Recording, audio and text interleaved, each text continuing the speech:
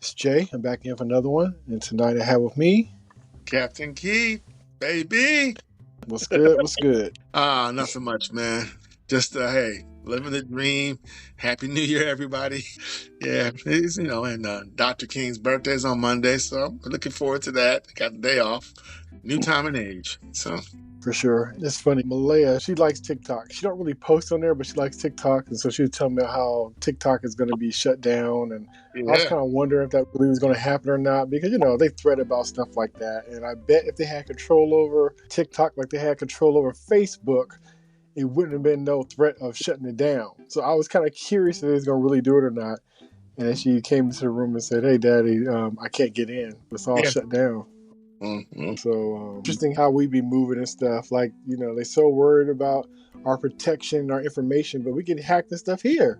Damn China, they hack our stuff and give our information here. I believe Facebook sells our information. Yes, we found that out when they sold it to the government. So it's okay for an American company to sell me out and have my information, but not a Chinese one. So an American they're company, further away. They can do less damage to me than the local government can. The man who says that he won't do any more fact checking has sold my information to become rich and famous. And that's okay. Did they ever really do fact checking? The only time they really did fact checking is when they try to use it against stuff that people saying against them. They only fact checking when they try to discredit people. When they want to label somebody a conspiracy theorist, that's when they're talking about fact checking. When it's the stuff that they're telling you that the government is doing for you or not doing, then there's no fact checking for that. Wow. But if I question it, it's fact checking for me. Right. Exactly. It might be like the truth might be dangerous for me. I don't need you to fact check. They don't fact check anyway. It's one-sided situation. If you agree with them, no fact checking needed. Disagree with them, all the fact checking and warnings and caution. But for any human being who runs a social media website to get on and say that we're not going to fact check anymore, it just boggles my mind that he, and he said it with a straight face. It's just kind of funny. What fact checking were they doing to save us from anything? There wasn't any, really. Exactly. It's funny. Who I would see fact checking warnings and little caution things for on Instagram, especially, is the people I usually follow and listen to. That I felt was truth telling information that was outside the box, that was actually, giving you real information. Those are the ones I saw warnings for. I believe that maybe they were doing that so they can pull the information off of Facebook. If it didn't meet the fact checking criteria, and so now nothing's going to get pulled. So it can just be whatever. It can be whatever you say. Well, there were memes apparently on him in retaliation. They were making fun of him.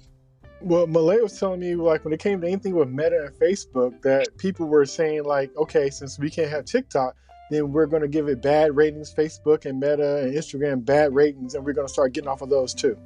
Wow. I'm like, that's dope. Yep. That's the way you retaliate. So they talk about, you want to shut down one, shut them all down there. I was telling my homie, I told her, I said, you don't want to mess with those kids. I said, they love their TikTok.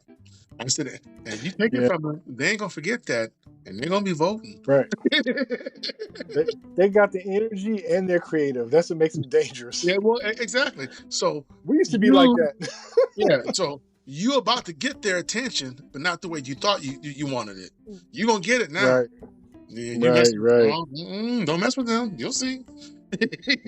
I thought that was so creative, though. I was like, they did anything with Meta on it, they're giving it bad ratings and stuff. Because if you get bad ratings on Apple, then they'll shut it down and they won't promote it and stuff. I'm like, wow, that's so slick. So I'm glad that they, that they're being creative like that. So right on. These kids, that whole thing.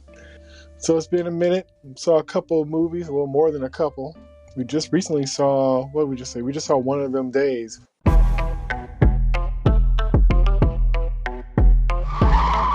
I'm sorry. I had to get a jump from Shamika, and they had a checkpoint in La Brea. I had to go all the way around.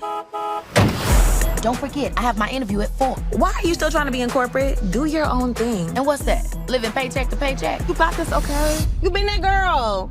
Been that girl. That my best friend. She a real bad Girl, you know we getting away. A white person in the jungle? I am right here if you guys ever want to have a girls' night. A little Prosecco and pals. Child, I saw one with a cat in the stroller. Mama rules. You paid the rent, right? I did. Hey! Do you have the rent? Your boyfriend took our rent money and dipped. I invested. This is our future. If we don't get the rent money by 6, we're gonna be on a curb with Fabian. You want to buy my grandma's vintage speaker? And your grandma just died. She ain't even in the ground yet. How we gonna make $1,500 by 6? Not to mention I got the interview at 4. Don't do it. It's a trap. You want a loan? If you don't have the money this month, you're not gonna have it next month. My credit score is currently a little... Are you having a heart attack? I've never seen a credit score this low. You lucky she holding me back. You lucky she holding me back. If I get this job, you and me gonna be good. For real. You don't have to live like this anymore. You got this. Please get out. Please. You know, it was with KeKe Palmer and SZA. Yeah. It's an Issa Rae vehicle. It's directed by Lawrence Lamont and written by Sarita Singleton. I wonder if she's related to John Singleton. Good question. And the synopsis is, when best friends and roommates Dreux and Alyssa discover Alyssa's boyfriend has blown their rent money, the duo find themselves going through extreme race against the clock to avoid eviction and to keep their friendship intact. And I'll add their lives intact as well. I will say it was a fun movie for sure. What are your thoughts? It was a lot of fun. It was was over the top, and that's my only complaint with it.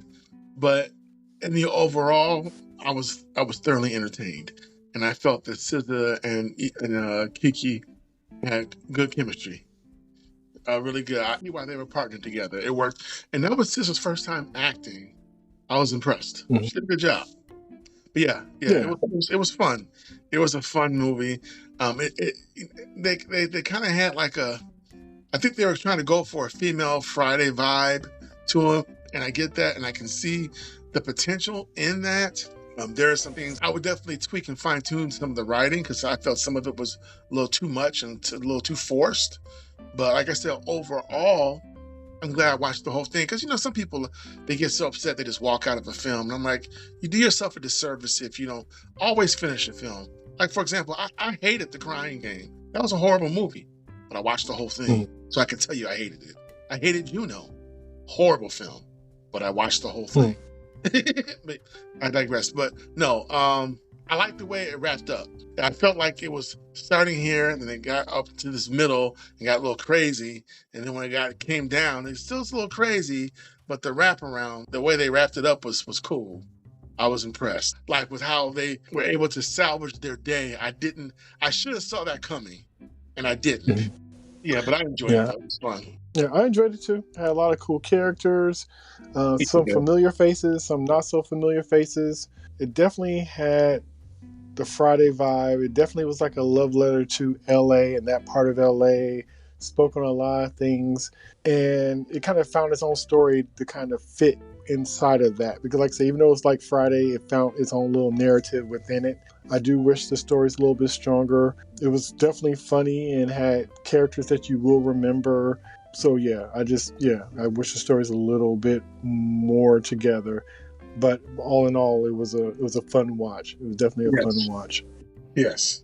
Okay, well, let's go into the spoiler part. So what's some of the stuff that kind of stood out to you? Like, as far as like, after seeing the movie, what about it really just like, man, I love this part, or this part threw me off, or, Seeing Cat Williams, his part stood out to me. Although it was funnier in the trailer than when we got to see it in the movie theater. Yeah, I wish they would have saved that. I wish they would have saved him. That would have been a little secret sauce. You'd be like, oh man, Cat. Yes. Exactly. So by the time we got to him, I already seen the joke, and I wasn't. But the trailer, seeing him up on the window, if you don't have it there, you won't have it tomorrow. All that was funny to me. But in the theater, I was like, okay, I already seen it. But it was still good to see his energy. So I like that. And King Lolo and the pretty chocolate female version of Debo, she was funny to me. That was a lot. No, she was very Debo. Yeah, very much so. yeah.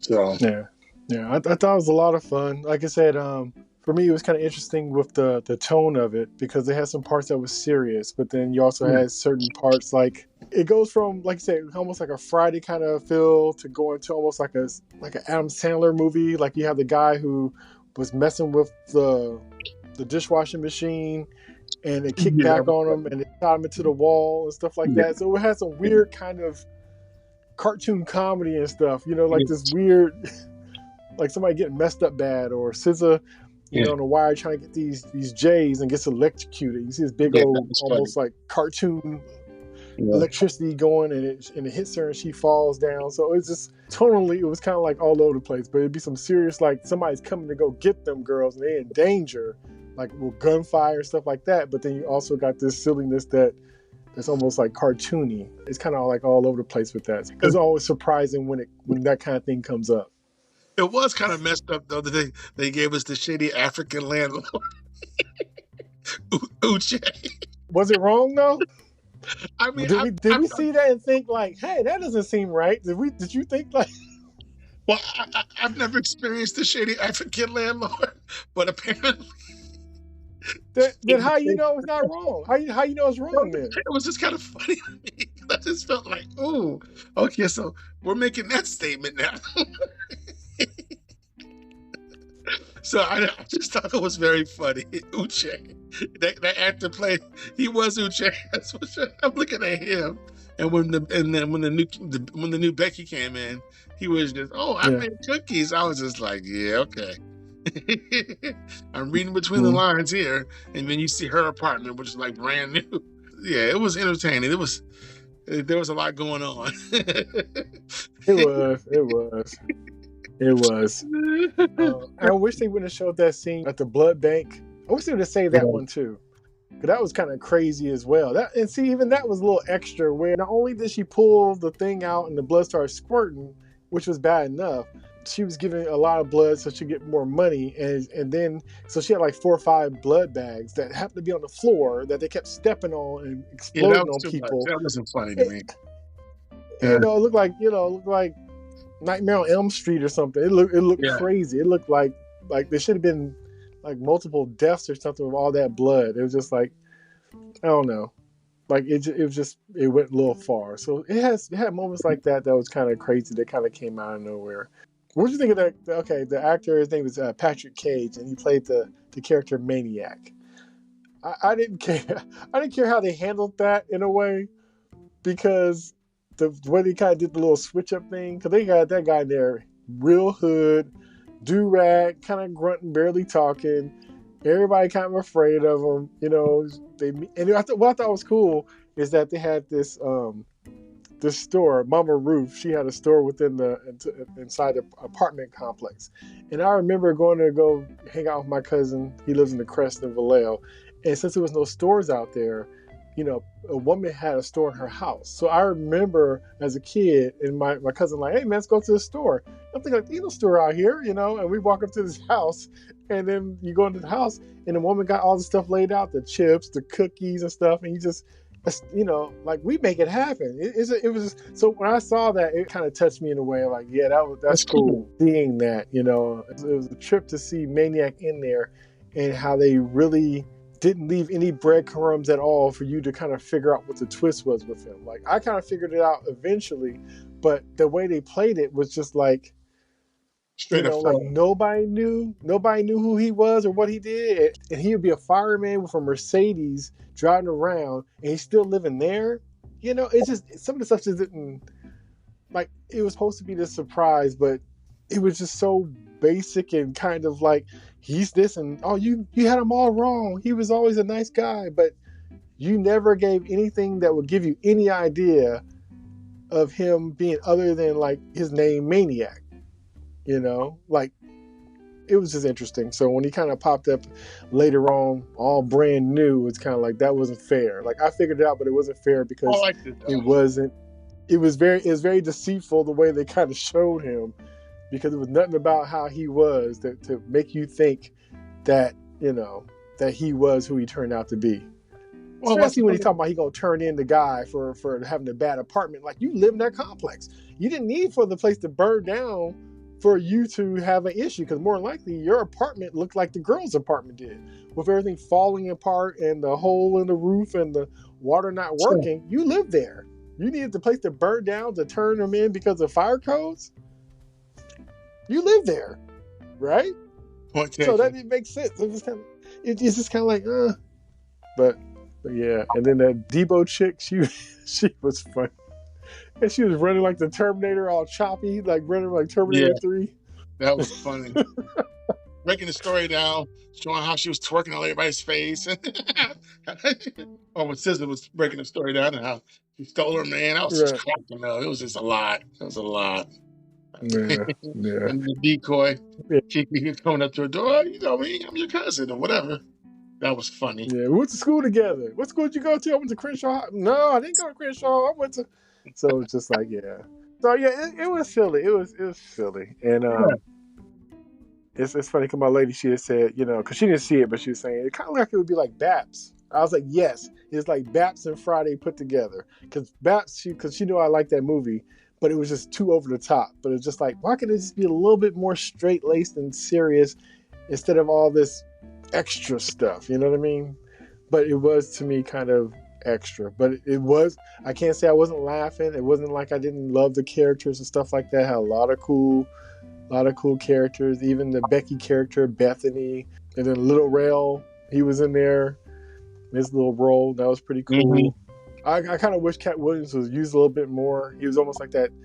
It's almost like they knew that he was funny and people love him, so we just gonna stick him in here. So, you know, they didn't really work hard to just make him pop up somewhere. He was just like that magical person that just kind of, wherever you need him to be, he's calling, hey, they're right here, or hey, I found this, or hey, you know, you need a jacket? You know, he was just always, there was no explanation. He was just that guy that was just popping up there to kind of help the narrative go along.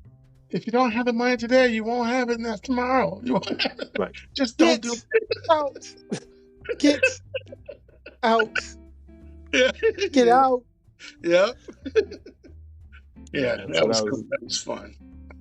But yeah, it was cool. The soundtrack was interesting too. So yeah. Anytime it's like with an Issa Rae kind of project, you know it's going to be, you know, the music and stuff is on point. It's funny because you know, even though the person who directed it, I think this person worked on that show Rap Shit, and I think he might have did some episodes on her show that she had before. So, but like I said, I don't know these Issa Rae projects. Like I said, the premise and stuff, but sometimes the story, I don't know. Yeah. Well, when she produced it, she didn't write it, so she just produced it. Yeah, KeKe produced it too. So, but you know, for a first time outing, it was pretty cool. The guy who played Jamal, the guy who was braiding her hair and stuff, that's the guy from The Blackness, that comedy horror movie. He wrote and starred in the movie, so it was kind of good to see him again. He's a character, so I thought that was pretty cool. How just a little stuff with people being silly, where he wouldn't finish Kiki's hair all the way, but he's doing other people's hair and stuff. And yeah, the characters were memorable. It was really cool. But yeah, well, would this be a movie you'd like to see to continue on? Yeah, but I want it to be better. I want better writing for it. It has the potential to be a great franchise, but they got to tighten up the writing. They can't be so. Comedy doesn't have to be cheap. I mean, and so often, not even just with them. That's the issue I have a lot of times with comedy, is that it's just a lot of it's just cheap, forced laughs that you don't need. When you do too much, you just make it worse. So yeah, I can see it, but I want the writing to be better than what it was. Yeah, I kind of wish they would have stuck to their premise and kind of leaned into that.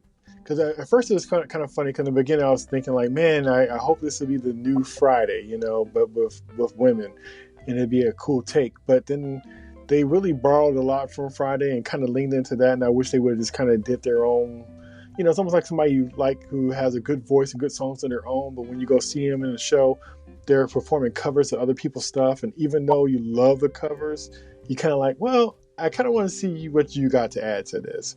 Right. And when they have the aspect of, you know, this girl coming up, she's going from a waitress to wanting to be more on the management side, and you got this the struggling artist with dating bad guys, they had plenty enough to do without it being the neighborhood bully chasing them down. And you got the big worm character with King Lolo.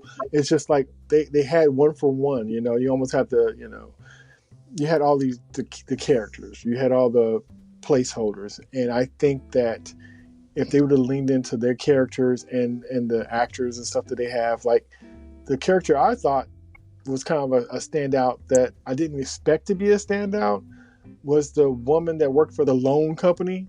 Her name was Kathy. It's like the advanced paycheck people that was getting the loan from. The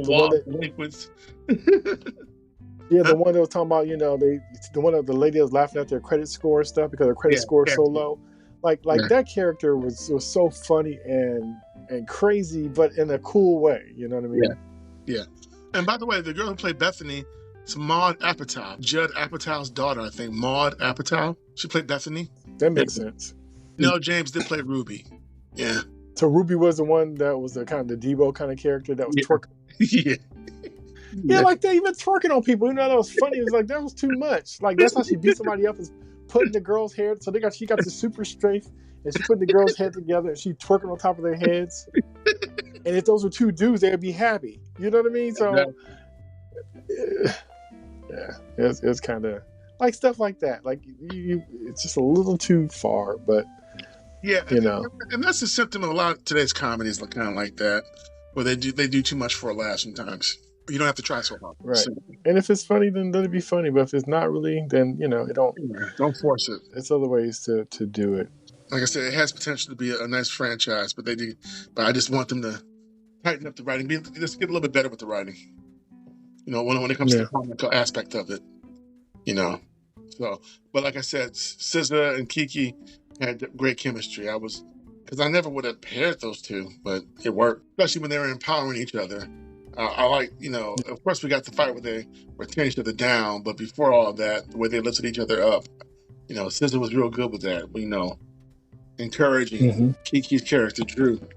And so, yeah. So, and KeKe's a force, though. KeKe's always on point, though. Oh, yeah, she is. I mean, Aquila. So there it is.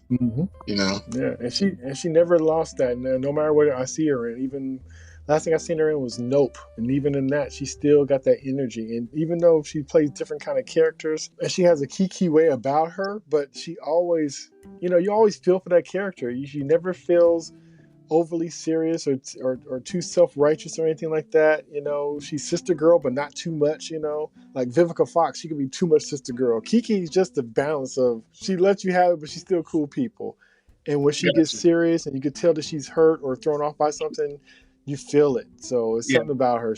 She's on point. She always been on point. Like you said, Keela and the Bee. She always brings it. Yeah, and I think SZA does have a future in acting. Like I said, for a first timer, she was great. She was Alyssa. I mean, I knew she was SZA, but she was Alyssa. She, and her dealing with Keyshawn was hilarious. That was a lot. But yeah, she's good. Yeah, so definitely, I definitely would recommend this film. If you want something that's gonna make you laugh, you want something that's gonna, not have to think about all the other crap going on. It's a good takeaway. It's a good escape film. It's fun. One thing I mentioned that I thought was kind of funny and pretty cool and kind of original in a way, probably not original that it happens, but original seeing it in a movie, was the guy who would run around and steal the fries. So people be trying to buy their food in the drive-through. Pretty cool. The guy just right. So he's almost like a modern day Hamburglar, and he just runs between you and the car and the window and grab your food and keep on going. So I thought that was kind of crazy. And it was funny because the chick, got mad and ran him over and got her food back, but she didn't take off his mask. So I was really curious on who was. That should be somebody like Cat Williams underneath a mask or something, or somebody we don't know, or somebody famous that we know. Be like, oh, that was whoever. I thought that was a missed opportunity because it could have been somebody that I remember you we all know and love. When that happened, yeah. I remember you saying something in the theater about it too when it happened. Take the mask off. Of course, it might pop back up again. We'll see. We'll see how well the film does. I like to think it's going to be decent, but I don't know. We'll see. Yeah, and there's so many movies going on right now. It went for a drought for a while, but it seemed like when I look up there and I'm like, I've seen a decent amount of movies and see what's playing. There's still a lot I have not seen yet. So that goes to show it's a lot going on now. I'll never complain about having too many options. So exactly. I agree. All right. So with that was Jay and Keith, our discussion of One of Them Days, now in theaters. Until next time, peace. See you somewhere out in space.